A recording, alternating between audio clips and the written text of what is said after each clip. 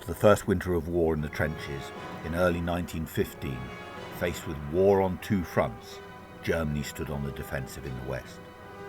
What started out as a simple plan for a limited operation to rub out the Ypres salient grew to include the first large-scale use of poison gas, ushering in a new terrible era of warfare.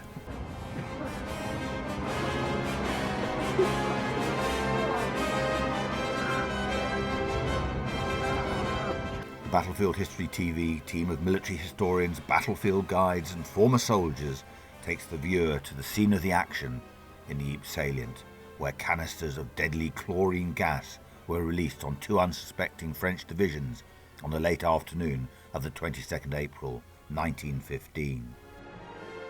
Surprise was complete, but the Germans didn't make the most of the resulting 4-mile gap in the line.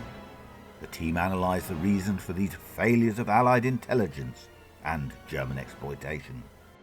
Well, you rip open the field dressing, you take out the dressing itself, and you simply wet or damp the pad, most probably with urine, because the ammonia acted as a very basic sort of counterweight to the acid of the gas, and then you simply strapped it over your mouth and nose.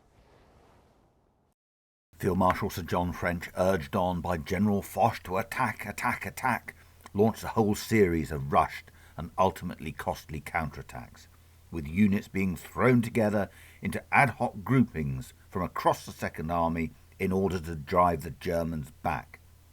In this they failed, but they did succeed in plugging the gap. The battle now gained a momentum all of its own, with the Germans launching a whole series of mighty blows aimed at points around the salient, beginning with a second gas attack against the newly arrived 1st Canadian Division. The fighting was savage and ground on for a month, completing the process of finishing off the old British regular army that had begun in 1914.